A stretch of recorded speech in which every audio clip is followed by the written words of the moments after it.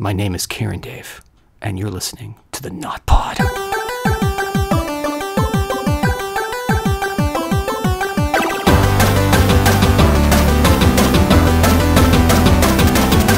Hello and welcome to the tPod. I am here with Kieran. Hello.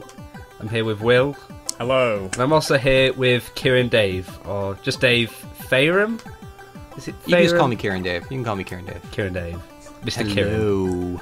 How's Miss, it going? No, none of that. None of that Mr. stuff. Absolutely none. Verboten. How's it going? You've only recently just got back in the US of A. I haven't been in the US even 24 hours yet. So yeah, I actually only about 9 hours ago now got back to where I live. So wow. Good trip. We made him do this. yeah, no, it's all good. It's good. I have to pretend that I'm not jet lagged until I'm not jet lagged. You kind of fake it till you make it with jet lag. I've never had it. I've never been in a situation where I've had jet lag, and I'm a bit scared of having it because I'm just the kind of person that sleeps all day anyway. So. Oh yeah, well then you're doomed. It might actually set me in a right sort of sleeping pattern. But who knows? We'll try and work it out around that time. Anyway, for a brief introduction for those Yogscast fans that may not know who you are.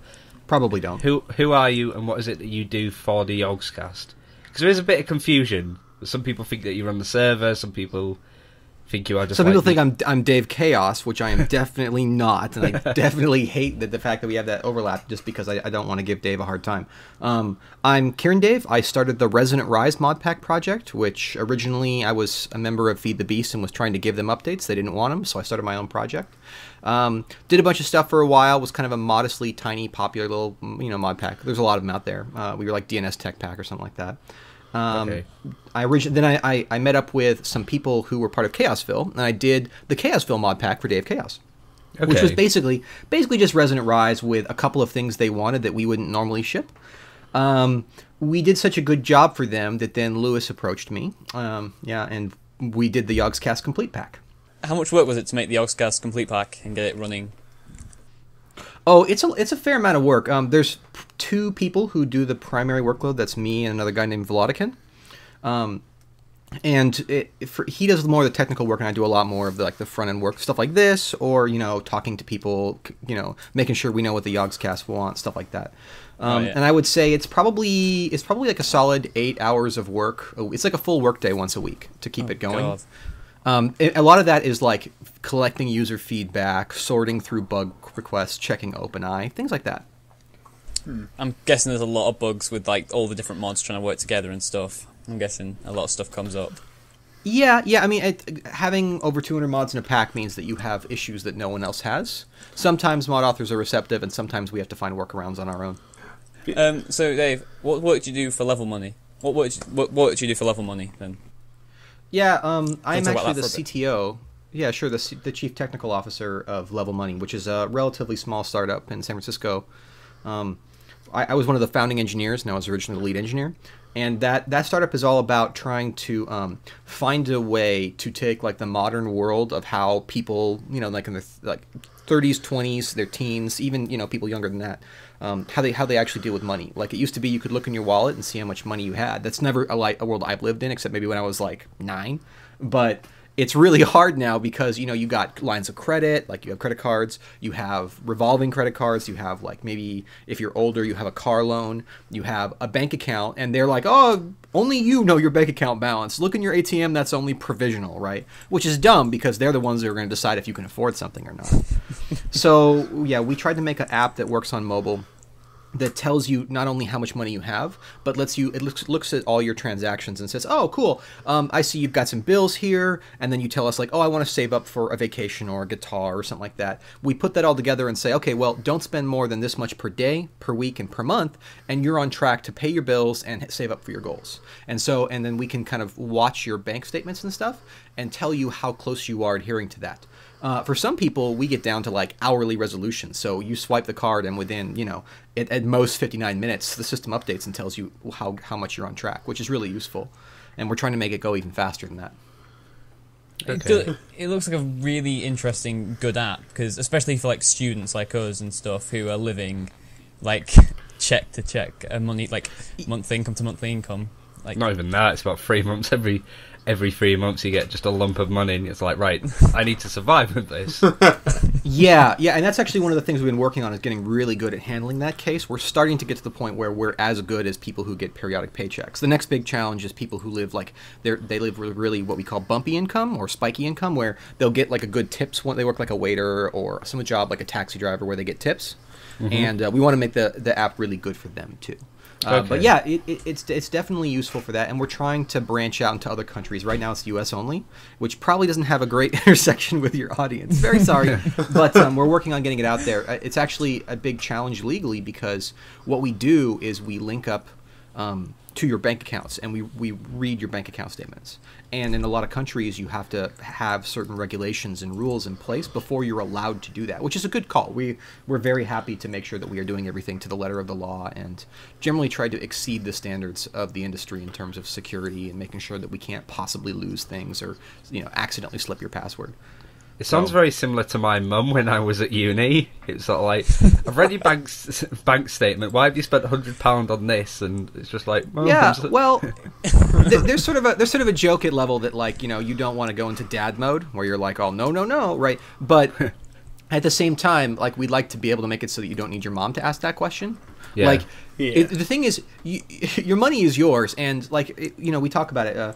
Right now in America, at least, saving money is kind of hard to do because interest rates are super low. So all savings accounts have no interest. So why would you want to save money? So it's kind of dumb. But ultimately, spending money is your decision. We just want to make sure that you can make it in an informed way. Because when I was in college, it was super easy. I bought a really expensive keyboard.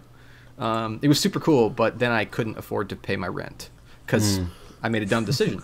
But I didn't fully understand the implications of my decision. I saw that I had enough money, and I thought, it'll be no problem. And I don't wish that on anybody else because it was troublesome. Yeah, I'm sure we've all done that a few times. Yeah. I remember, I think I bought when I first got some money, I was like, I've got enough money. I'll buy a new Xbox. Bought an Xbox. Couldn't afford bus pass, food that month, so I was screwed. I had to ask my mum for extra money. Nothing money at all. So does this idea sort of spur from you spending a lot of money on something like a keyboard, like you said, and then realising, I wish I had somebody there to essentially stop me, and that's where the idea sort of came from? Well, yeah, I mean, the idea is if you know how much money you can spend and that value updates quickly, when you spend, it says, okay, you spent £15 or you spent $25. Here's how much you have left today. Making it so that that's just shown to you, and you don't have to have a lot of anxiety or not know or anything like that. That was where the idea came from. A lot of people have problems with their setup just because of the anxiety they experience, right? They're afraid to look at their bank balance because they know it's a problem, and then the longer you don't look, the bigger the problem becomes, and then you don't want to look at all. So instead of that, don't look at your bank balance. Look at how well you're doing. Don't worry about saving for retirement, because that's really hard, and it's hard to think about that, especially when you're young. To think about the big picture. Instead, focus on decisions, because at the end of the day, each day, that's how much money you have left over. Sum that over a year, and that can be a lot of money or a little bit of money, and it just depends on how you save money. So that's the big thing, is turning long-term goals into daily decisions, right? Okay. Yeah. And it all comes together. So, because you obviously, this is something that you're working on as well as the Yogscast Complete Pack. Mm-hmm. That's most of my time goes to that. Yeah, that was the question I was going to ask, is how much of your time in percentage is it 40% the app, 60% Yogscast Complete Pack, or? 90% of my time. 90% of my time goes to work. 7% of my time goes to being a husband and a dog owner, and then a very tiny percent of my time. I've had to learn not to sleep a lot. I found a way to hack it. My YouTube channel recordings, I do a lot of them with my wife now. She's in on my series, and that means that's also couples time. Helps a lot. Okay. We're doing it together. It's a thing we do together, and so it means that I'm spending time with her even as I work on my YouTube channel content. So that's helpful too. Is that Paprika Sue? We can all learn from that. Yes. Okay. Yeah, that's good. Good plan. Ridge records with Kaz and Zoe records with Fiona, so it's quite a common thing now in the Yogscast, actually.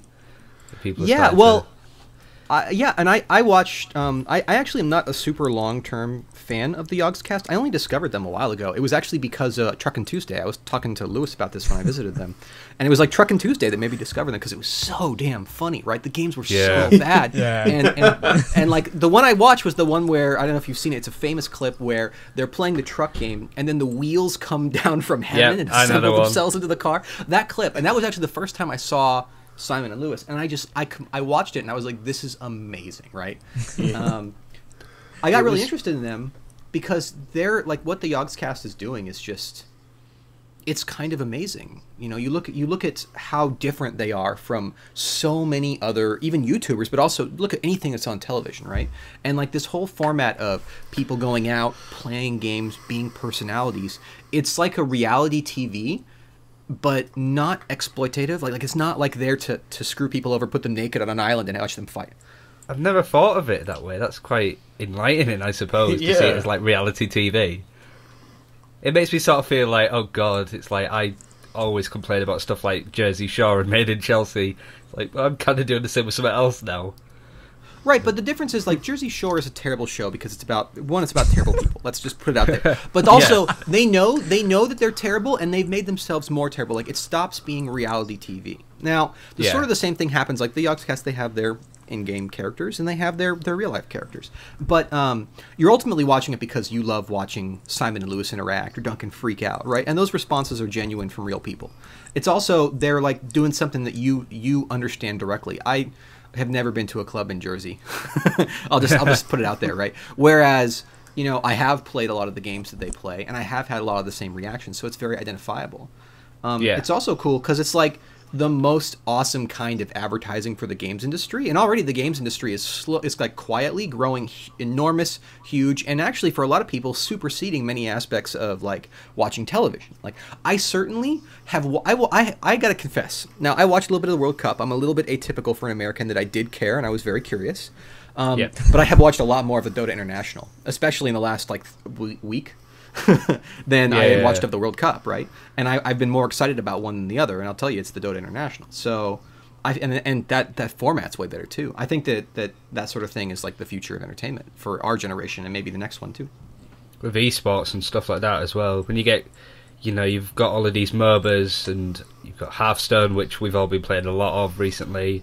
There's a lot of tournaments for that. Like, I had a huge one last night as well because it was Evo at Las Vegas, and like my Twitter feed was just flaring with kind of like stuff like that.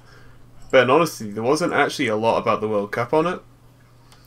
Like, just from it might be just for people I follow, but it's like everyone was going mad over Evo in the evening.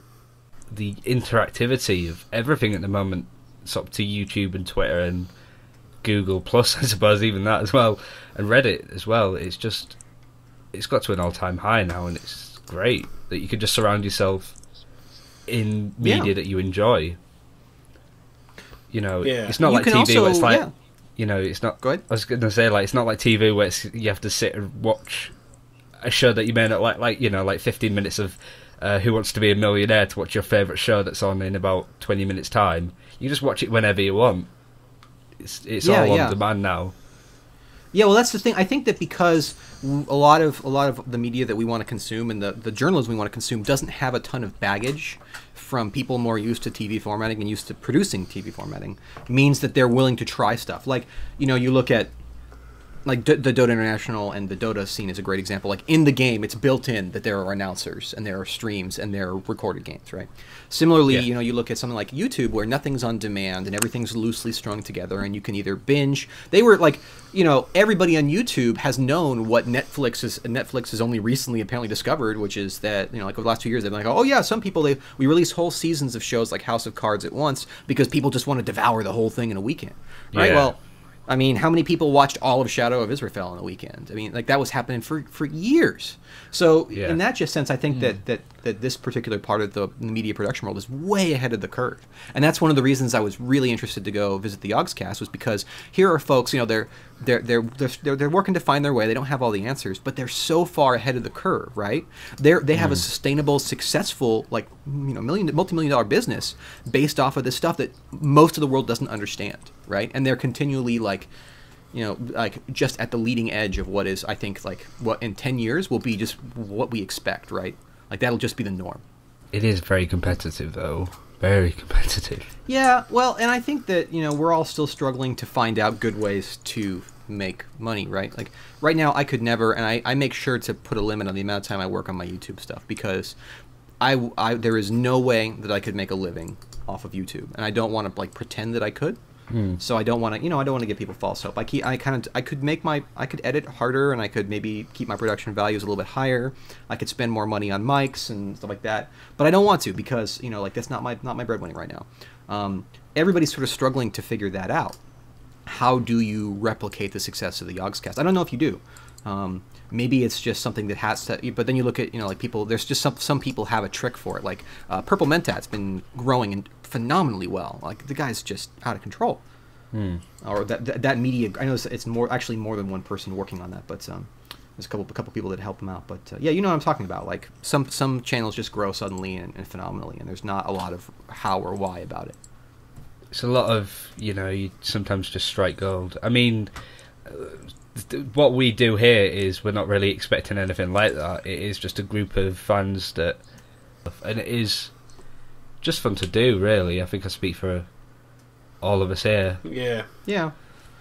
That it is just fun to do, and, doing it on a weekly basis, and then actually being able to talk to members or affiliates of the Yogscast like yourself is just a great way to sort of be, and I think it'd be good to have a good relationship, instead of just be, like anybody could sort of sit and do a podcast talking about the Yogscast. I'm sure there might be bigger fans than us out there. Yeah. But at the same time, we want to make this as professional as possible, and actually treat it, like you get football pundits and stuff like that know their stuff, and have done their research. We're trying to sort of, I guess, get to that level. Yeah. I think, I think one of the things I really learned by going over there and visiting them, seeing how hard they work and how much time they put in, how much production work goes in around every episode.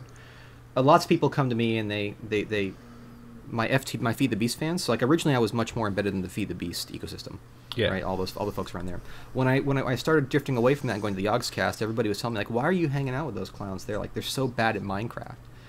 And it's funny because the same thing with why I think that I've actually listened to a bunch of your episodes now and I like them, is that you're like real people who are having a real conversation, and it doesn't matter who's like the most super fan. Same thing with Minecraft. It doesn't matter who's the best player. What matters is what group can come out there and entertain you and make you want to listen again or want to watch again. Right? It's a big difference. I think all our egos just inflated a little bit more when you said that. Well, I mean, oh god, I think that's what us as, not as Yogscast fans, but as Brits are very good at, is just having that really sort of chilled out British humour. Yeah. And I think that's very, I mean, Mitchell and Webb is mentioned all the time with Yogscast fans, and it is... Oh, I'm a big fan of Mitchell and Webb, even though I'm American. I watched every episode. It's great. What's your favourite sketch? If we're going to talk about that, what's your favourite Mitchell and Webb sketch? Sir Digby Chicken Caesar. all the time they'll be even I introduce my a lot of friends, and sometimes we'll just be like sitting there, we'll watch something, and they'll just be like dun dun dun dun dun dun dun dun dun dun. Right. I think we were joke watching Twilight, and there's that one scene where he he puts her up on his back, like Bella gets up on Edward, yeah, up on her back, and he starts running through the forest, and it's just the most ridiculously stupid scene, and we're just like dun dun dun dun dun dun dun dun. Yakety sax would work there too, I guess, but yeah, it happens all the time. And then because I'm a pet owner, kind of the dark humor of was it Helivets? Oh yeah. That sort of, even though it's scary to us, it always appeals to us. It's like, yeah, there's nothing you can do. There's no sense with this entire concept. The animal is gone. While we're still sort of talking about other YouTubers and stuff, what other YouTubers do you like that are maybe outside of the Yogscast? Or what are your favourite Yogscast channels, first of all? What ones do you like to keep up to date with? Well, I'm a huge fan of Magic Police, so that's like my biggest thing. Shin's actually always been one of my favorites. I really like the way he does stuff. I started watching Shin with Feed the World. Yeah. So I actually saw Shin before I saw the main channel. And I love Feed the World. I still think it's some of his best work. I don't, whether he agrees or not is his own call. But I think that was just a beautiful series. It was a lot of purpose-based builds. There was a lot of attention to a functional aesthetics, which is something you don't often see. Great.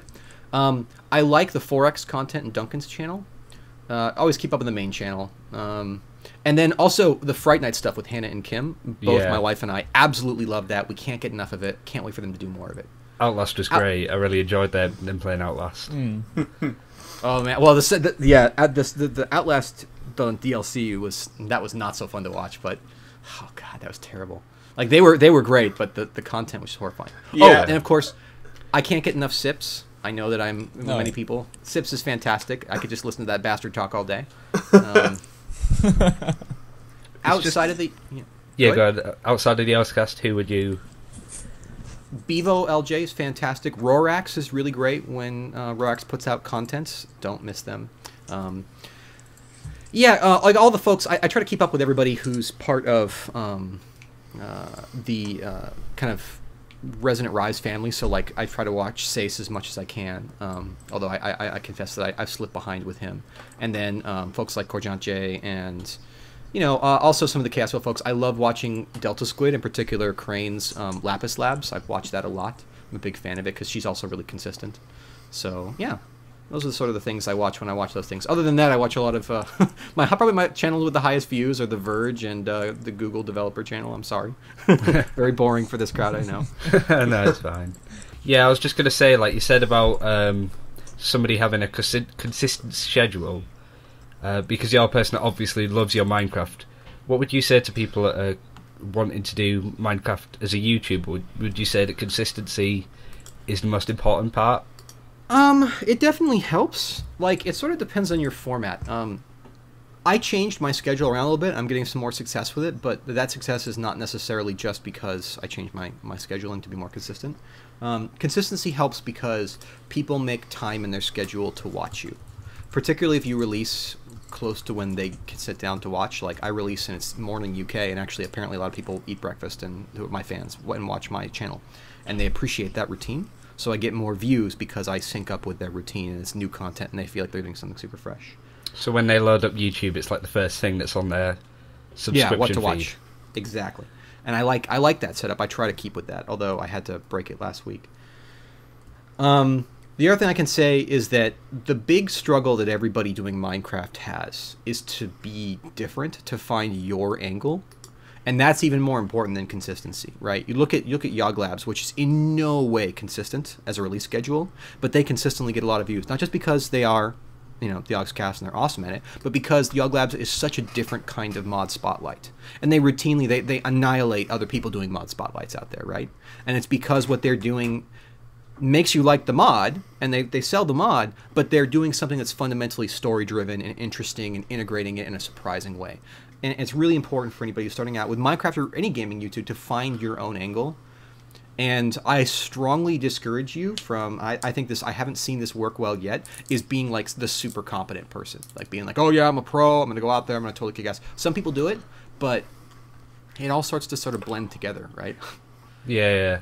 Right. Well, I mean, sort of like watching your stuff and Ridge Dogs and Bebop Voxes, you're so far ahead, and I guess you don't record a lot of the time where you're just mining minerals. I know Ridge Dog said that himself, that he doesn't want to show 5 hours of him gathering minerals. He just sort of cuts. He's like, right, I've got this and that. You know, he said that it's not a how-to guide, it's more just for entertainment, and he wants to cut out all of the boring bits in between, I suppose. Yeah, I don't think that I'm a good enough broadcaster to carry that. I tried for a while, and part of the reason I lost my audience when I transitioned over to the Yogscast server, because I did, I turned over a lot of my audience, and my stats show that, is because I stopped trying to copy the Direwolf 20 format. Okay. I think I hit my limit there in terms of growth. The only thing that changed my growth profile at all was originally kind of a structured PvP storytelling exercise with Lying in Bedmon from Chaosville, where he was the witch antagonizing the sage of Chaosville. That was my character. Yeah. people really enjoyed that, and suddenly I had engagement levels I had never seen before. People were like sending me tips. People were, saying, "You're being a jerk to him." I'm like, if I ever see you, I'll kill you. And like in PvP, and like, "Oh, you're terrible," or "Oh, you're wonderful," or "Oh, yeah, go get him," or "Oh, you'll never win." All sorts of stuff, right? You were like the pantomime villain, I suppose. Well, actually, I mean, that was the funny thing, because he was sort of the antagonizing villain. My fan base that started to grow, there were people who were watching me because they thought that what Lying was doing was messed up. Okay, yeah. And so there were some people who thought that what I was doing, like, I should have just taken it, and because and I should just not fight back. And that was sort of something that we carefully grew once we realized that we had it, but it was not intentional. It was actually, I think, his lying stream convinced them to grief me, and I decided that it would be fun to play along with. Was how it started. But that made me realize when I had that spike is that that was something that I actually hadn't seen before. Like, at least not in the degree to which we wanted to script it out and create a sort of a back and forth chess game. It was like this, move, counter move, PvP, story driven thing, right, where we all try, and like I could use all the same skills I'd been developing for my Direwolf 20 style, here's how you play Resonant Rise with all these mods you've never seen before videos, right? But instead of that, I could work with another YouTuber and build something where you kind of didn't know what would happen next, but there was still a lot of the engineering I love to do on camera and I love to do in general with Minecraft. Yeah. So I was really happy with that compromise, and I've been trying to get it going again with Ridge and Bebop. And there's a little bit of that started out, and I'm trying to get that going again because, I've never had more engagement than when I went over and trolled Ridge a little bit by running around and being scary. And I've never had more engagement with... Well, I was going to say, like, on the main channel, your name crops up a lot of the time, even when you're just logging in, or the fact that how much that you guys did on the Jaffa factory when they returned to it. That was a huge build. Not as big as Duncan's Castle, which no one's seen yet, so I can't talk too much about it. But yeah, the Jaffa Factory was a big build. That was done by me, Crane Song, and Lying in Bedmon. So they're two things. And then Gar, and all people from Chaosville, and Bunsible. Yeah, worked with that, I think, a little bit, That too. reminds me of a question, briefly. Sure. How many people work on the Yogscast Complete Pack? How many sort of employees have you got, I suppose? In terms of the pack itself, it's me and one other guy consistently. We've had people come and go, and occasionally they help out with things. Okay, yeah. We're looking at bringing on more people, so if there are people out there who want to be pack maintainers and want to start taking on jobs for us, please get in touch with me on IRC, or get in touch with Volodikin on IRC, or any of the staff. They'll direct you to us. We've got someone who's coming online to take over. We had someone doing the hardcore quest stuff, but then he kind of got burnt out and had to go do other things. So he's going to... so we're looking for someone to take over that. We've got someone we think is going to take over there. But we really want to grow the project now. We've also got a bunch of admins. There's a lot of people who just donate time to us without any recognition to help out with support forums, to help out on the IRC channel. I don't know if you know, but the Yogscast Complete Pack and Resonant Rise have like this. If you click the IRC mod when you're installing, you get put into this big help channel. And it goes from anywhere to 300 on a slow night to over 1,000 people in one IRC channel, all talking about what they're doing, asking questions, giving help, sometimes being kind of a jerk. Yeah, it's really interesting. It can be a little spammy sometimes, but other times you just watch and you're like, this is really different. It's one of the things that we do very differently from Feed the Beast, is we try to encourage the whole of our community to interact at once. Well, it's sort of like general chat in World of Warcraft, isn't it, I suppose? That you've always got that. But across servers, a lot of people aren't even playing right now. You'll get people in single player who are very confused how strangers are talking to them. It can be a bit of a challenge to moderate because, we get people from the Yogscast fan base that are literally 9 years old, and we try to be respectful to the fact that we shouldn't swear or curse or, give them confuses and I am only 9 and what is this moments. Yeah. But which is a little frustrating sometimes. I wish we had I wish we could segment by adult and kid. That would be really helpful, but we can't. So we have to sort of make the best we can of the whole situation.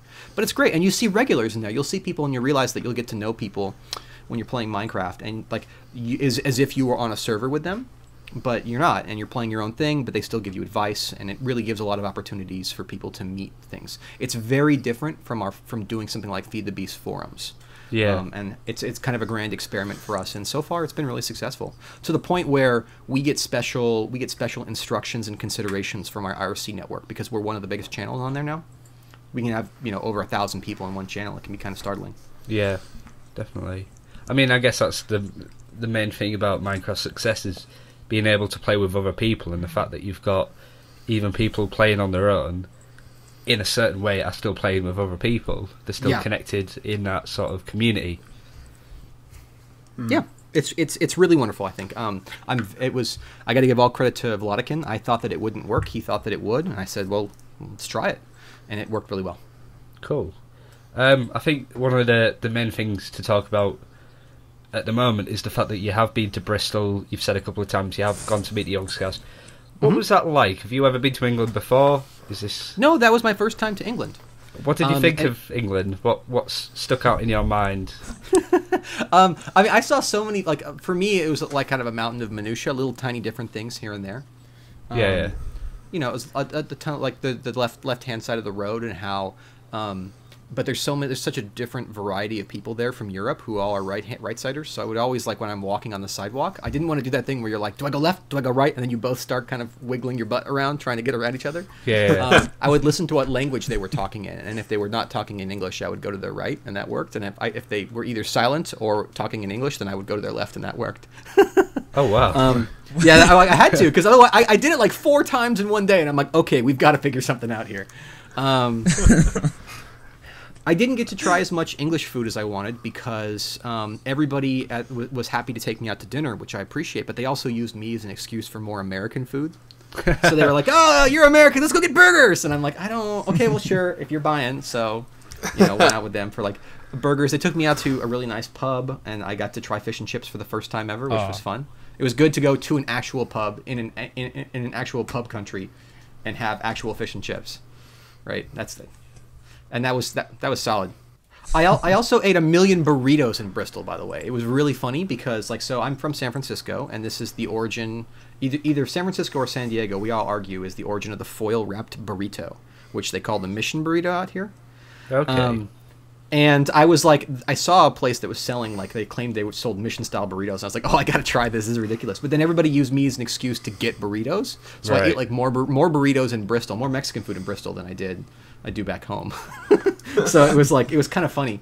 Like, it ended up being like a kind of an endless, like, oh yeah, I do this, let's go do that. Like, same thing with coffee. It was fun. It was really fun visiting though. Like the folks at the Yogscast are super awesome. They work a lot harder than I think people realize. Their office is one of the, like, it's actually, I was surprised the first day I was there. I was like, holy crap, people are quiet here. And it's because they're just working all really, really intensely hard. Yeah. Right. You had an honourable mention to Terps and how he was he like flying around the office, did you say? He was like a flurry. He is everywhere at once. He does a lot of everything.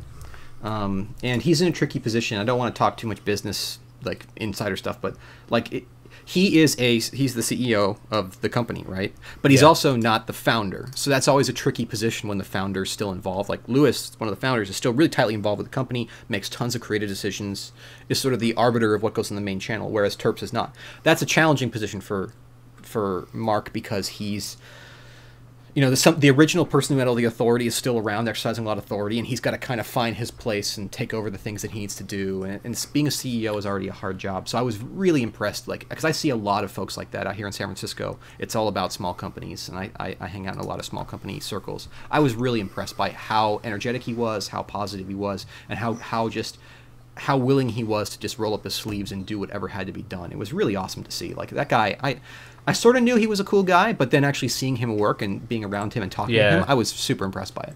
I mean, the thing that impressed me about Terps was I went to Resd, which was the convention, one of the first sort of Yogscast, heavily Yogscast influenced conventions. They were selling their own tickets for their own meet and greets and their own Q&As. Mm-hmm. And Terps was just out on the floor. Like Simon and Lewis obviously were escorted around by security because there was that many people there.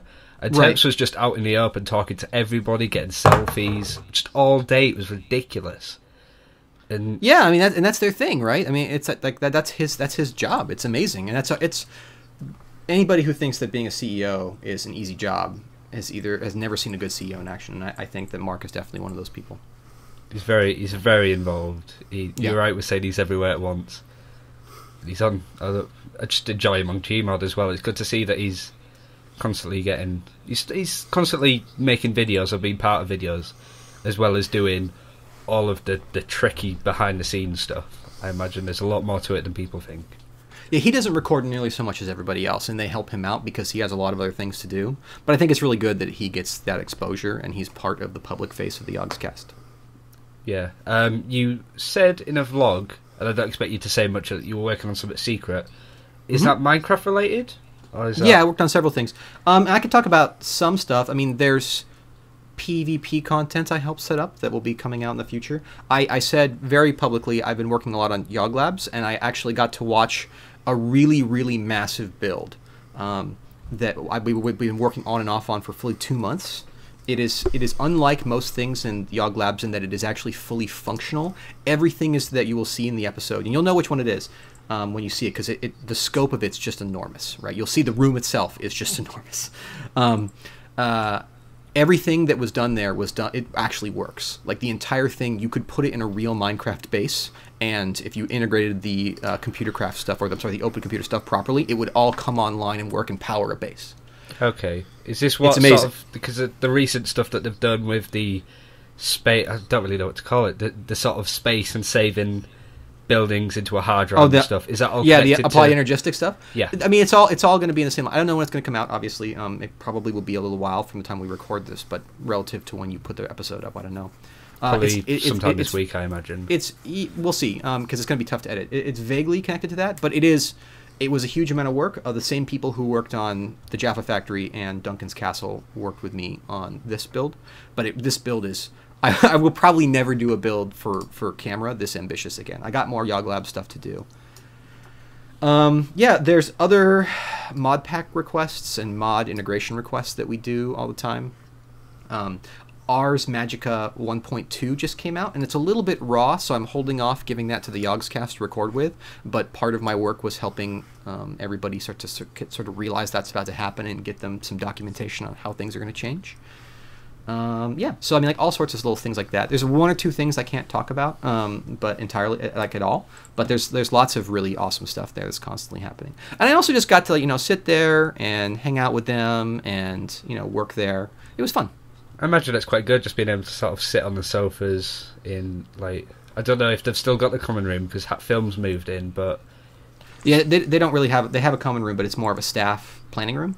Okay, yeah. Yeah. But being able to sort of stand or sit around and just watch this place just sort of in motion, I suppose. They're recording videos, they're giving it to the editors, and they're editing, and then they're sort of giving it to the admin people to upload and then annotate. I imagine it's quite interesting to watch, like very intricate workflow, I suppose. It was. I wish I had more time because I was actually really busy working on the stuff I wanted to get done. Because of all my other time constraints, I don't have nearly so much time to build for the Yoglabs as I want to. And I really enjoy working with Lewis on that stuff. Because Lewis does all the building for Yoglabs, by the way. Make no mistake, there's not many other... There are a couple other builder ninjas, but besides the stuff that we're doing, as far as I know, that's like the majority of the work is Lewis personally in his spare time. So that's really impressive. Wow. But not like he likes our style of building enough to put it on camera. So we're one of the few folks that's now going to start building for Yoglabs more consistently. Okay. Well, I think we're always excited to hear more Yoglabs because there was a bit of a stage where there wasn't before last week, about 3 or 4 weeks. Yeah. So it's always good to hear that there's more down the line. Especially Yoglabs Yoglabs does great. You can look at the views and see that they generally do really well. But Yoglabs is also a lot more time investment. It involves builds. It involves kind of not scripting, but figuring out what you want to do and doing all those things. You sit down, you play Melon Bomber, that just happens, and then mostly it's a matter of editing. Yoglabs is something that takes the two top tier people of Yogscast a whole lot of time, so you'll always see less of them than you will other stuff. It's like working on a typical film shoot, I suppose, that you've got your pre-production, that time filming, and then post-production. It's not just hit the record button and the magic happens, like you say, Gmod or whatever. This is a lot more specific to organise, especially when you've got you're putting out daily videos as well. I imagine that is a lot of work. But yeah, I mean, you can see the results too. Like the thing is, was it Yoglabs holodeck? I'm looking at it right now, 1 million views. Space Generator, almost 1 million views. Even Yogdonald's, pretty dark one. Of both of those, that's already got Like Chalky Treats has only been out less than 24 hours, has 500,000 views, 750,000 views. Yeah, so you can see they do really well compared to like they generally top out between 500,000 views, and they consistently hit almost 1 million views with the Yoglab stuff. So it's definitely one of those things that it's important for them to do, and they do well from it. Yeah. Definitely. Is there anything else that you were surprised at with Bristol or the Yogscast, or anything that really interested you, really took you by surprise, I suppose? By surprise, how many people are actually in the background supporting the Yogscast? It's a big staff. Like they've got 4 or 5 editors that I saw, many artists. They've got just support staff, business development. It's a big operation now, right? Much bigger than the company that I run. Yeah. So I enjoyed watching that. They got a new floor as well in that week that you visited, didn't you? Yes, I was there. I had a desk in that upper floor. Oh, okay. So they've moved up instead of down. How many? Because it was 3 before. They had 1 in the basement, I think. This is all going by memory, I think. So they've gone 1 up. They really are going to overtake those offices at some point, aren't they? I don't know. I mean, we'll have to see how they grow and stuff like that. I think there's a lot of different ways they could go. You know, like with any company though, the longer you can go, as long as you don't kill your staff, the longer you can go without hiring, the better, because it's just better. Yeah, definitely. We spoke a little bit before about your beard. It's got quite an interesting story to it, which I remember seeing on Reddit. Oh yeah. My beard. So before I was married a few years ago, I had a full beard. I had a normal beard, and I'd had like a goatee before and other similarly boring beards, in my opinion. When I was working, I used to work on a company that eventually became Microsoft's Bing. And while we were there, I did a whole bunch of work on search engines. And it sort of came up as a joke that we would just type in random things. Someone discovered, and I thought they were pranking me at first. It was so startling, the resemblance, that if you type in young Charles Darwin and look for images, you find a picture, a specific portrait with a very specific kind of beard, and it looks uncannily like me when I was 25. Like, just like, what the heck? And I thought that it was a beautiful troll, because we trolled each other at that company all the time by like faking search results, because we had like it was very easy for us to do it at that company the way we were set up. But it wasn't, it was real. When my wife saw this, she's a big fan of like Victorian dress and sort of Dickensian stuff. She saw that and she's like, okay, we're having a Victorian wedding and you're wearing that beard and you're dressing up like young Charles Darwin. And I'm going to dress up in a beautiful Victorian gown and get married to young Charles Darwin. And that was our wedding ceremony. And so since then, it is the least controversial beard I can have. So I sort of like it. And now everybody sort of recognizes me by it. But it was a lot of trouble in Bristol. How come? I don't understand why. Well, you tell me, because I don't understand. I had one woman ask me if my beard was serious, and I said that generally seems that way to me. I had a bunch of kids look like they were all talking. I walked by, they all got silent and were looking at me and then pointing. Oh my god! Yeah. I had a bunch of dudes. I went to a brewery called Brewdog my last night there, and they were like talking about my beard and talking about how I was Wolverine. And that was not awesome. Yeah, it was. I was just shocked at how much pushback I got about my beard while I was there. I was like, "What's wrong with my beard? What did I do?" But then, even in the States, sometimes I get people like throwing me the Wolverine claws, or like crossing their hands in front of their chest and going Wolverine. Or the TSA agent that I had to go through in American Customs was like, "Oh, that's quite an interesting beard. It isn't a religious statement, is it?" And I was just like frozen, like, "Oh my god." Yeah, I was like, no, it's a privilege. And he's like, what does that mean? And I was like, oh, I get to wear whatever the heck beard I want in America. This is America, buddy. I actually said that to him, and he was like, oh, okay, I guess if you want that beard. Was this the TSA in the UK or still? That was in coming back into America. Okay. Going into the UK, I actually had a problem with their customs too, because I brought in all of my recording gear in it for recording an episode, in addition to all my normal stuff. So I came in and I was like, you remember? Oh god, it's such a stupid reference. Remember Gilgamesh from Final Fantasy IX? He had like 9 swords, and he would come out, and sometimes he'd have like the crappy sword or the awesome sword. Yeah. I was like that, but with laptops and recording equipment. I was like, oh, here's my crappy laptop. Here's my Chromebook. Here's my recording laptop. here's my gaming laptop. You know, I had all these computers. I had like 4 tablets, right? And it was just like I was pulling them out at the security check, and they were just like, "What do you need all this for?" And I kind of paused for a second. I'm like, I get bored. Right? And they were just like, they actually pulled me aside and talked to me for a bunch, and I'm like, I mean, all this stuff is just computers, and it all works. I was terrified they were going to ask me to start like showing that each individual one worked, and then asked to look at the file systems. That would have been really unfortunate, but unfortunately they didn't. So it was fine. It was fun. It was a little bit scary at first, though. Didn't somebody break your keyboard? Was that something that happened? Oh yeah. The TSA. I had one of those Apple. Those really thin keyboards. Yeah, it's a good travel keyboard. Usually it's fine. They somehow managed to snap it in half. Because that didn't happen. Like it was not only snapped in half, but someone had then taken the halves, neatly put them back together, put all the broken keys over in one corner, because it was just all the keys came shattering off, and then wrapped the remainder of the cord around the whole thing. It wasn't like it broke in transit and just ended up that way. No. Someone like wrapped the cord around it, and then put the TSA card on top of it, like that says, "Hey, your bag's been searched."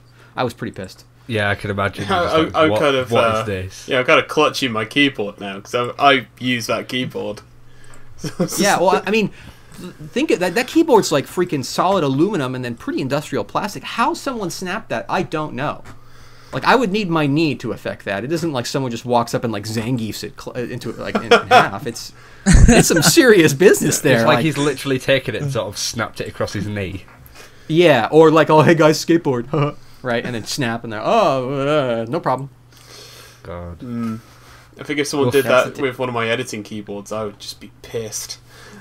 I was pretty angry. Yeah. It was unsalvageable too. It was just gone. Oh, that is insane, man. Yeah, I was unhappy. You can imagine, yeah.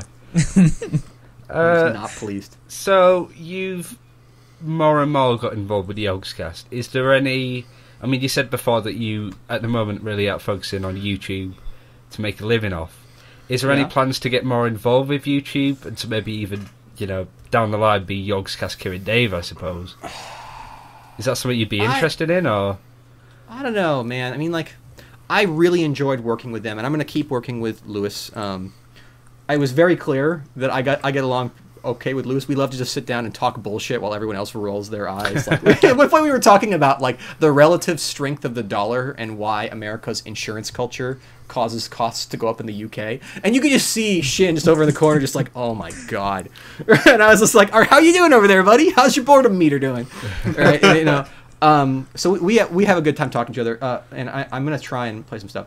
If I appear in any of their content, I'm not saying I will or that I know I will or anything like that. I certainly don't.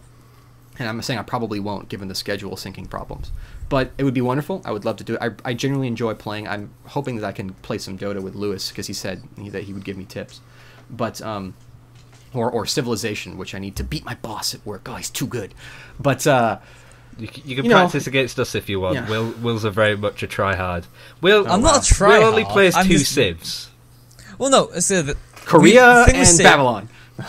No, get out of town. No, it's either Rome or the Shoshone. They're the best, because with the Shoshone, you just grab so much land, and with Rome, they're just a production powerhouse, and so you can just crank out units in like a turn. Hate you, Rome. So you've got to focus on like a small number of civs, so you can win every single game. We're not friends now. Way. It's terrible. We're not friends now. Like Rome is the worst. We tried to record people who play Rome are bad. Who do you play? What civ do you play? I really like, if I'm trying to go warlike, Japan. I really like them. Their bonuses, they're super good. They're a good war civ. I've been trying, but I'm not very good at Civ 5, and I really want to get better. I've been trying to play a little bit of Korea, which is probably too hard for me to play right now. Honestly, though, of the 4X games, Pandora has been my total focus. It's so good. I have not played any Pandora yet. It looks good, though, from the coverage. I wish that they didn't have such a bad experience with it to start at the Yogscast. I would love to see them play more of that. That game is super good. It is designed around multiplayer, and it is mechanically way better than Civ. Yeah. I just don't like the concept of like the tech tree that's not like steady, because like it changes with each match you play. Like with Civ, I have a very specific text that I go for at specific points. I was going to say, and having a randomized tech tree, my brain would just melt. Cry, it's just, Look, it is all about prioritization. It's all about making decisions and knowing what you need. It does change, but it's not like outrageously changing. It just shuffles things around in terms of what you need to get where. It's just to keep games fresh and to keep you adaptive, right? Ultimately, what they want, and the way the game is designed, is to make your Civ influences your tech decisions and your strategies, but ultimately what they want is for every game it to be equally viable for everyone to pursue every winning strategy and to ally up to pursue winning strategies that might not even be viable had they started this way. So, like, Pandora is a super cool game for multiplayer. Makes you think on your feet instead of... Exactly. You can't just be like... You can have a strat and you can go in and say these things, but you have to be flexible. You have to say, maybe I can't be a naval powerhouse this time. You have like, literally, you got to look at your tech tree for the first generation. It's helpful to look at the tech tree before you agree to put your city down, right? Because you may want to move one square before you drop your city, which is totally counter to Civ's. Like, generally in Civ you never do that, but in Pandora you can. You're like, oh, look, if I move over one, then I'm next to this Noxium, and I don't have good access to, like this happened to me in the game the other day, I don't have good access to naval stuff in the early game, so I don't want it. I'll have an expansion run there. I'll get to the naval stuff I want to try this game later, and I'll focus more on being a production-based, thing earlier because I get these Nox flowers or something like that, or all these things. It's really fun. Has Pandora been your game of 2014 so far? Is there any other games that you've really caught your eye recently? Finished up Watch Dogs. Terrible story, some pretty good mechanics. Love the invasion stuff. That was fun. I want, like, Lewis convinced me to start playing Dota, so I'm going to start trying to get good at that. I will always suck, but I want to try it. Like I said, I was watching, or before we started recording, I think, I was watching the International and having a great time with that. Yeah. I'm sort of waiting for Heroes of the Storm. Try and get in while everybody's sort of getting to grips with it, and then the community. Lewis sold me really hard on Dota, right? Like, and he was like, the reason that Dota is good is because it has a very high skill cap and a lot of skill requirements. So, like, you look at, like, he was explaining that, like, League of Legends. I don't want to put words in his mouth, but he was explaining, like, the difference in, like, League of Legends. It's a lot more about efficiency and matchup calculations and stuff like that, as opposed to, like, Dota, where even if you have better heroes, you still can lose if someone outplays you. Yeah, that makes sense. So with League of Legends, it's very much like, okay, this team are going like this. To win, we need to go as these heroes. Right. Whereas Dota is mechanically, I don't want to say deeper, but less stable, so you can do a lot more stuff and expect to get away with it. It's kind of interesting, like, how making the game harder means that you can play certain things worse and still win. I mean, we've considered, like, we've been playing a load of Hearthstone recently. That's sort of been our not-pod game, and the Yogscast stuff that's gone out recently hasn't helped. We've just immersed more hours into it, but we went for a stage of discussing if we were to play a MOBA, and we always just sort of said no because the community will tear us apart. You gotta just... that's one thing. That's what put me off too, and it was just like, you could just put everybody on mute.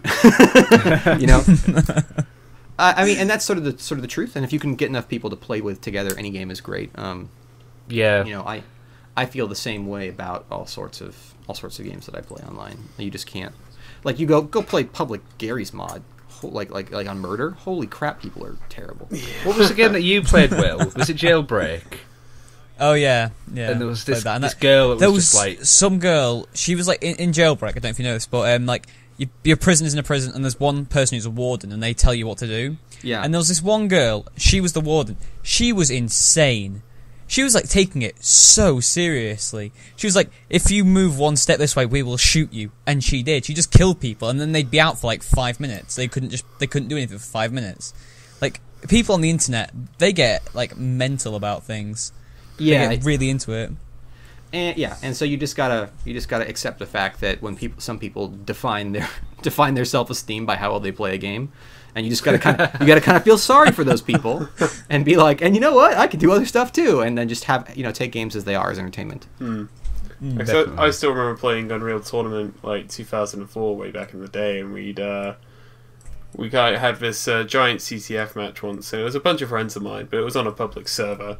And this Russian guy joined in, and it normally sometimes whenever a Russian guy joined in, you knew that, basically shit was going to get real, because this guy Unreal Tournament to him was an actual war. Yeah. It was just like, it was nuts. We've just been playing kind of for fun, like messing around, trying to rocket jump across the entire map. Like this Russian guy's like, "What are you doing? You're wasting rockets!" Oh God. Yeah. It's just... I used to be that way. Let me look in the big old bag of regrets. I used to be that way with Quake 3. Let me date myself. I actually played. Yeah. I love Quake 3 though. I still play Quake 3 as Quake 3. Yeah. Well, Quake 3 was Quake a great... Live all the time. It's good. It's awesome. It's still good. It's really good. It holds up really well. It's good for like a quick 5-minute game or something. Yeah, in fact, as far as I can tell, no other first-person shooter has ever reached like the degree of precision with the map design that Quake 3 had. Like all the core maps, they were so tight, right? And like you could play domination strategies and those worked. You could play area denial and those worked. There was never a map, with the exception of 17, the sky map, where just if you got to the rail and you were good with the rail, that was it, with all the jump pads. Oh, but yeah. Oh, yeah, that. It's just that the Quake was designed in such a way you could like rocket jump here onto that jump pad, jump over there, rocket jump there, and it was just like so smooth. That way, if you knew the map well, you could just own everybody else because if you could rocket jump perfectly, just be death from above, wouldn't it? Yeah, it's just so well designed. Each jump, like they knew where people would rocket jump, so they knew where people would land, so they could design the map around that. It's just so well designed map.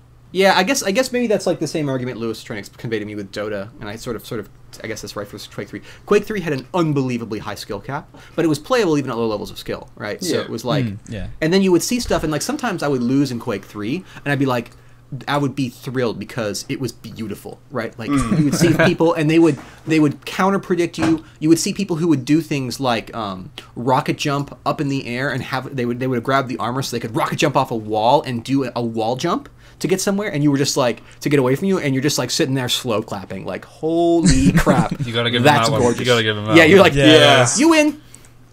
Go ahead, GG. Shoot me a few times. So out of MOBAs, go for Dota. Is that what you'd say as well? Has he convinced you enough that you'd start convincing other people? I'll let you know once I start playing. I'm just telling you what I'm doing. Have you been watching Pyrian Flax's noob stream then? I seldom have I haven't watched many of the matches where he's announced. I watched one or two. He's good. I've been watching the one with a lot more Purges on, so I've been watching that one. Like just the games I've been watching and interested in, Purge and Sunstrike. I forget. Yeah, having the ones. Something or other. They've been doing it, not Pyrian. They trade off. Yeah. Here's a good one. What's your favourite mod in the Yogscast Complete Pack? Favorite mod? Witchery and Blood Magic tied. I love those mods. Witchery is beautiful. Blood Magic, while a little bit less beautiful, is so mechanically tight.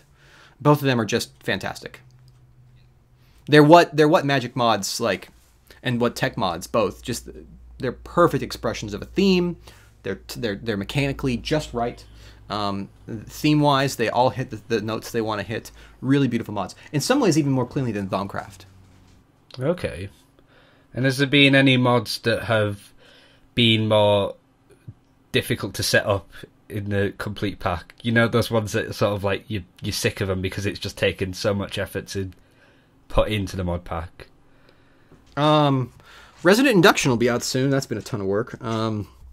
So all the Resonant Induction stuff will be going in for 2.9.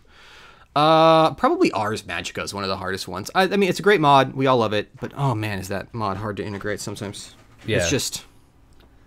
I mean, I remember playing a bit of the Yogscast Complete Pack. And I know I have enough Minecraft knowledge. But when I started that server, I was like, oh my god, where do I even start? Yeah, that's one of the reasons we do the IRC channel. But also, like, and this is my thing, people shouldn't feel like they have to start anywhere. People shouldn't feel like there's a progression. Like, this is very different. This is what makes Resonant Rise very different from Feed the Beast, right? This is my personal philosophy. You should go in, you should come away from your Minecraft session and feel like you had a good time and made progress. Whatever that progress is. It's why we have multiple mod tracks.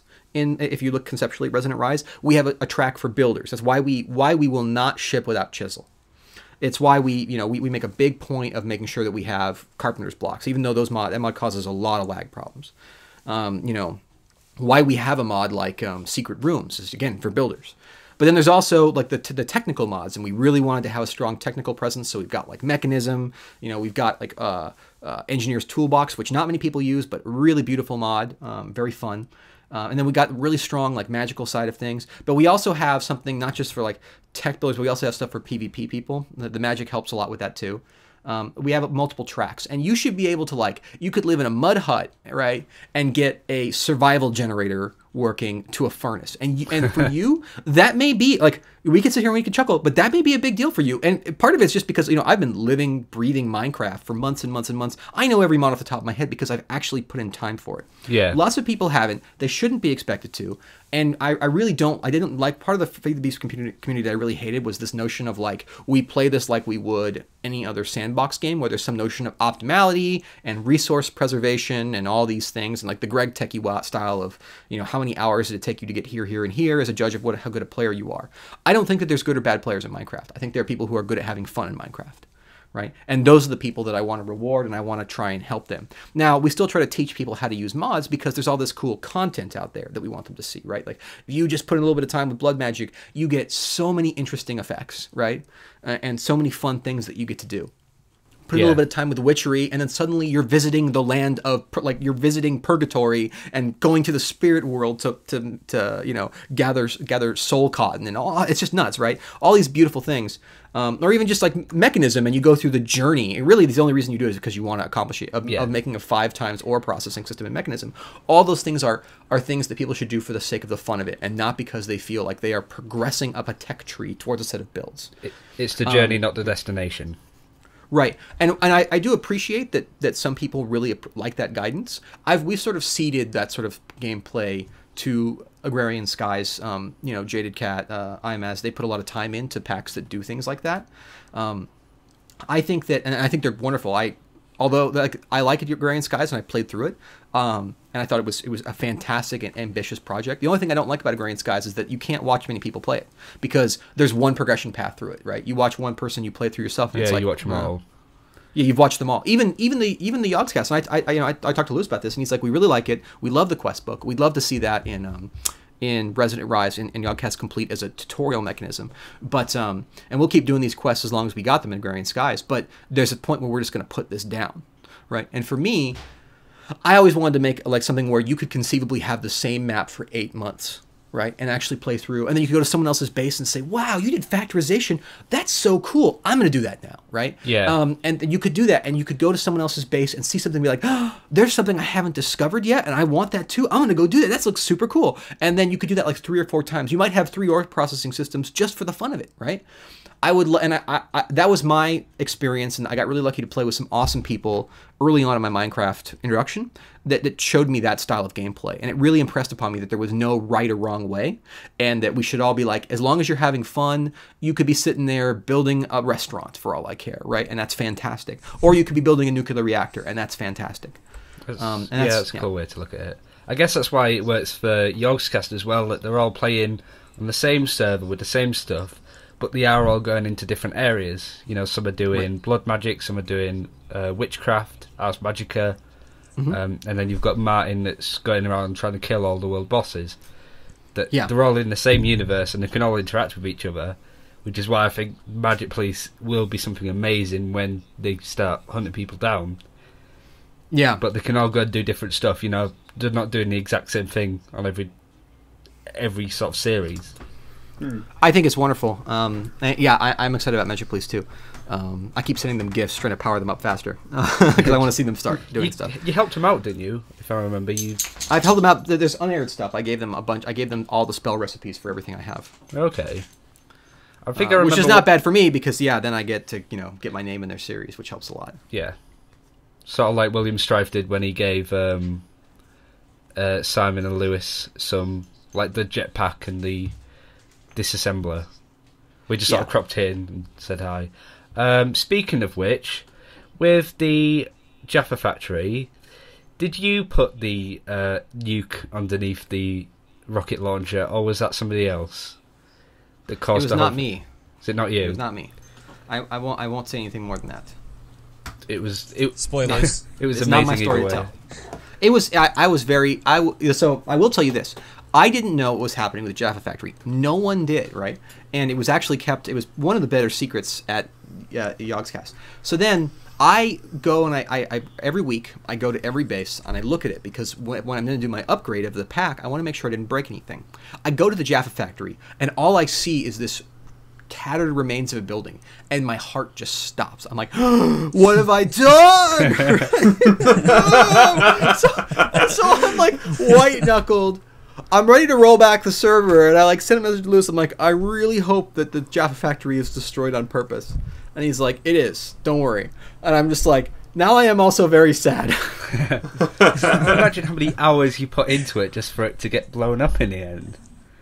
Yeah, the process of migrating the world over to the Yogscast Complete Pack was itself probably 16 to 20 hours of work in total between Lewis and I. It was a lot of work. I remember hearing, didn't Duncan's Castle sort of move into the server as made out of ovens? Yeah, well, the way that Lewis got the initial structures over was by world editing, putting in the pasteboard, then world editing our map and tossing it in.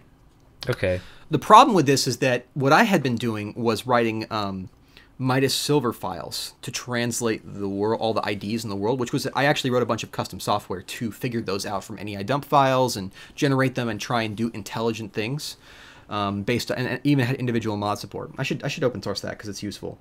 But he didn't do that with the world editing. So everything came in with whatever IDs they already had, which means in reality only vanilla blocks made it unscathed. So yeah, the oven castle was pretty weird. Was there any other weird side effects? Anything that just made you go, God, yeah. what? I think the weirdest one was when we first started moving things over for a while. It's actually a couple of these leaked into shooting. The moon was made entirely of Natura red bloodwood fences posts, like the surface of the moon. And it was just, you go there and it would annihilate your frame rate, right? It was boom, you're done. No, you're not rendering. A couple of those popped off, and even after we migrated them, because they were item entities at that point, they stuck around. And so you're like, why were they, like, I think they were on the moon one point on camera, and they were like, why are there fence posts here? Oh yeah, that was when Shin was a part of when they were on the moon, yeah, when Shin was there with them. Yeah, and it was because... So he goes off, he finds them. Yeah, they were sort of protected from the block migration that I did.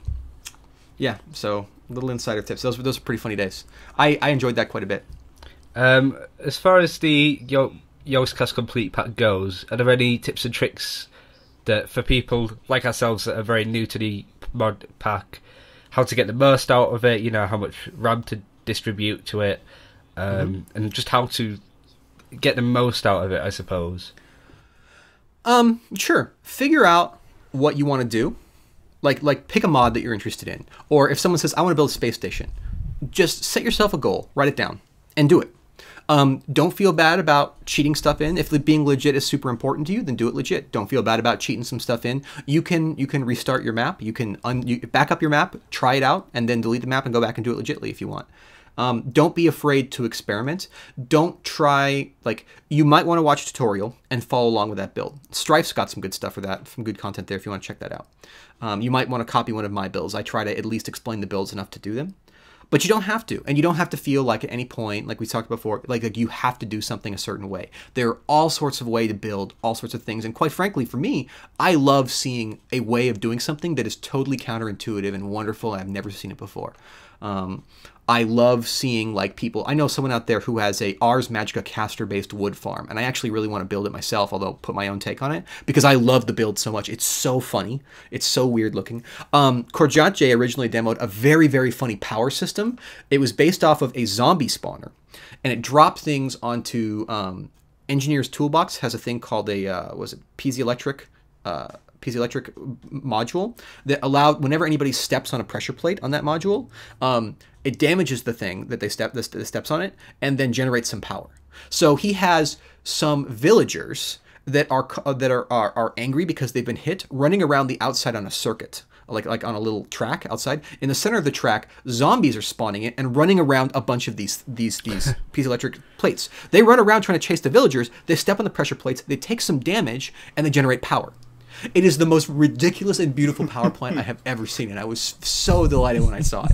I mean, like, and that's the sort of thing. It's not the best power plant in the world, I'll be honest. Like, you could build something in less space that generates more power, but who cares? That's freaking awesome.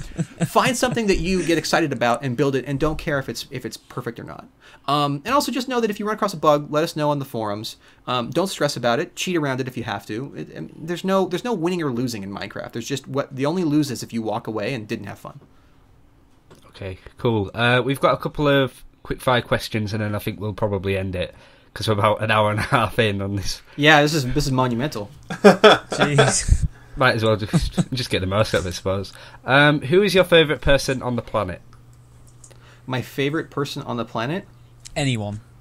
Favorite person on the planet? Tim Schafer, Madonna, no. Miley Cyrus. No. I would be in a bad position if I did not answer my beautiful wife, Paprika Sue. Smart man. Yeah, sure. But let me give you something different then. Who is the person where I could go and cheat on my wife, and we would all say it's not cheating? Every married couple has a list like this of like people where it's like, if it happens, it happens, and I'm willing to forgive you this. And totally, I would make out with Christian Bale. I'm just gonna put it out there. Not really particularly gay, but that guy, holy crap, that guy. Even when he's pissed off, he's amazing. Just sure. What type of music do you commonly listen to? Oh gosh, lately I've been having a really good time going back through a bunch of chiptune catalogs, so that's been really fun. Let me just pull up my thing. That, and of course I love Italian and European fantasy metal, Rhapsody of Fire, all those sorts of things. Cell Dweller's been really big on my list right now, although I'm kind of late on that. But like, yeah, the Luna Sequence has been getting a lot of time. All sorts of some great stuff here. I do like the Luna Sequence. That's not bad at all, right? Yeah, it's the fixed stuff, man. It's just lovely. Yeah, and then BT. I love BT, and anything that he does is just so technically challenging. Yeah, and I don't know if they're good or not, but Sonata Arctica, I listen to them a lot. I can't decide if I like them or hate them. Yeah, they're weird.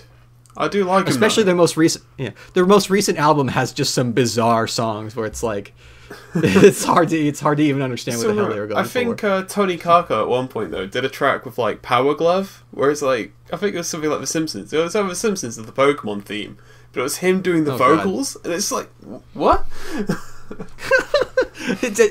They're clearly getting a little jiggy with it at this point. Yeah. Chipzel is great for the chiptune. And, yeah, I mean, like, who could... I listen to a lot of Saber Pulse when it comes to chiptune.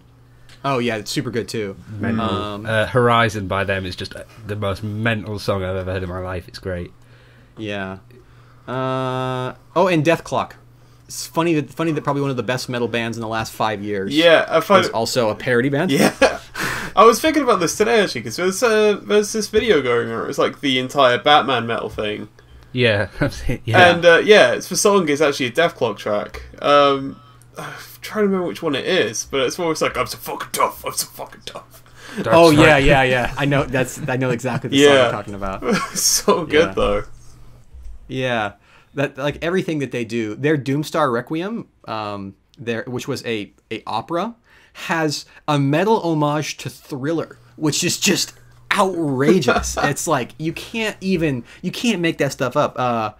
Given Back to You like has very strong Thriller homage, and even the video that they do with it, the animation has a bunch of Thriller elements. It starts out, it's so good. If I recommend like one thing that I've heard in the last year that like everybody should listen to and just freak out about, is Doomstar Requiem. Nice. What's your guilty pleasure game?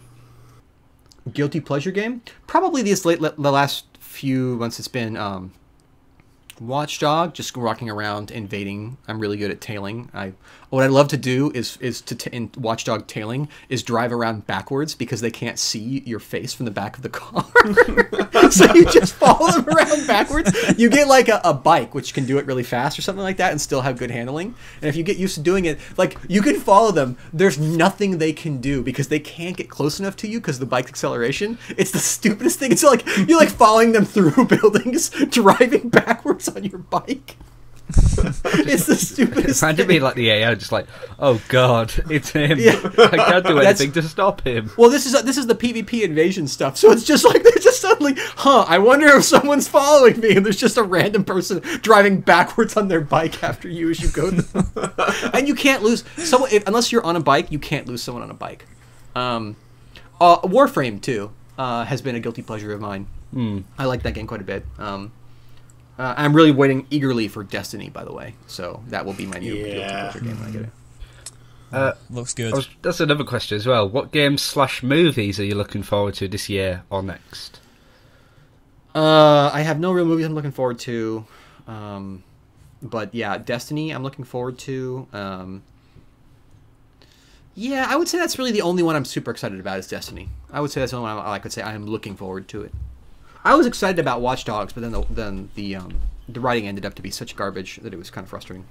It was one of those games that it looked so good, you knew that it couldn't, it was like, it can't be that good.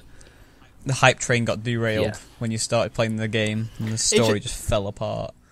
I mean, I know that there are some people who are in PC Master Race who are mad about it, but that game, if they release some DLC with actual quality writing and like a variety of people with real dialogues and not just like Aiden's like punching bag brigade, that would be great. I would think that game, if someone sat down and really wrote a beautiful story for it that was engaging and interesting, involved a lot of different people in their real stories, it could be fantastic. It's not what that's not what the core story is, though. Maybe some DLC can fix it, because the engine's great, the action's fun, the mechanics are solid, the digital trips are all pretty fun, although they're too long, all that stuff. So yeah. And what is your favourite Yogscast moment been of all time? What's the thing that if you were to show to somebody that didn't know who the Yogscast were, their funniest bit ever, in your opinion? No question. Any given episode of Trucking Tuesday. Just like the collection. Any given episode. I mean, watching for me, I love Mystery Science Theater 3000, and that was the first time I'd ever seen anybody do anything like that in the video game space, and it's hilarious. It is like mind-blowingly good. Like we were discussing, I think before recording, about that one moment where they're playing that one truck game, and then the wheels come down from heaven and start assembling themselves on the truck, and like Lewis actually you can see tears running down his face. He's laughing so hard. Simon doesn't know what to make of it, but any one of those games, and the physics get so wrong, or like when they do the fire simulator, and like everybody is like a Wendigo walking around with like huge claws or something. I don't know. It's just so many great things. I think my favourite Trucking Tuesday moment would have to be when I think they got stuck in the truck and they reset it, and one of the trucks just went mental next to them and just flew off into the air. And then when they tried turning down, it flew into the side of the building. Yeah, they were like controlling a hover truck. And then for the non-main channel, I would show probably Kim and Hannah playing the original Outlast. Good game to watch, very scary, but also watching them have problems playing the game and be afraid of it. Yeah. Oh, it'd have to be the Groom episode out of No. I could not handle that one, man. I was actually really grumpy about that, because that was just them. That was them just being weird and gross. Like, it was not the first Outlast. You mean the Outlast people and not Kim and Hannah? Yeah. I mean, Kim and Hannah were obviously traumatized by that. Like, it was obvious that pushed some of their buttons. It's just the grossest, weirdest thing, right? Yeah. And I mean, we could talk all about like the interesting gender dynamics of what's going on there, but in general, the DLC was a lot more about just how far can we take the gore. The original Outlast, though, was well written. It was the right amount of violence and weirdness and scariness and technology and haunting, right? And feeling of helplessness and then empoweredness. It was very well written. The DLC was nothing compared to it. Yeah. And watching Kim and Hannah play a horror game of that caliber and watching them both simultaneously be really good and really, really worried by it was wonderful. I loved it. Yeah. So those are the two things. It was a good watch. Anyway, I think that's all we've pretty much got time for. You don't want to ask me about like to read the dictionary, perhaps, or something else to pad it out? Just say hello. Somebody asked you to say hello, folks. Didn't they? Oh yeah, I actually got recognized in Bristol. Someone said, "Aren't you KirinDave?" And I'm like, "How'd you know?" And they said, "Your beard." I was like, "Oh, this again." And that girl, "Yeah, sure." And so they took a picture with me, and then they asked me to say hello, folks, and they recorded that in their phone. So I was like, "Hello, folks." Wow. I think fair enough getting you to say hello, folks, but to record it is something else. Well, they made it their text noise. I don't know how long that kid will keep it that way. My voice is pretty tedious sometimes, but anyway, I think that's all we've got time for. Thank you very much for listening. Thank you, Kieran and Will, for just being there, I suppose, chipping in, and thank you very much, KirinDave, for your time. No problem. It was fun. And thank you for listening. Bye. Bye now. Bye.